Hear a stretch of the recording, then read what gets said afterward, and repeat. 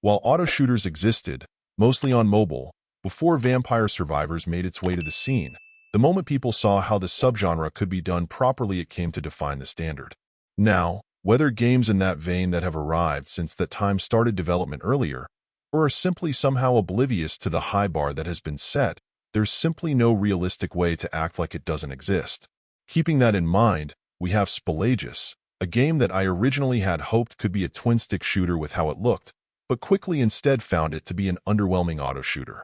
Probably the biggest sin it commits is that there's no getting around its being bare bones and honestly just dull. The pace of play is glacial. In general, the enhancements you'll have to choose from are pretty generic, and when the competition is stacking loads of enemies and excitement into the mix, the anemic enemy counts here just don't stack up. Throw in some concerns with your character's hitbox feeling a bit too big, making you feel like you're taking on damage from phantom hits periodically, and there's also a potential for some irritation here. I suppose the game tries to compensate with unlocks for new characters with different base stats and new abilities, but none of it can overcome the 10-ton weight of indifference to the experience that crushes the gameplay far too quickly.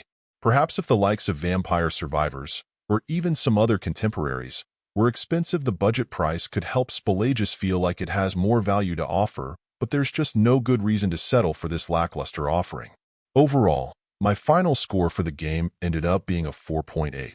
And if you're interested in picking it up, it's currently available on the Switch eShop for $4.99. Thank you for taking the time to listen to this review. And if you'd like more information or ideas of indie games worth checking out on Switch, be sure to click on the link provided in the description. Until next time.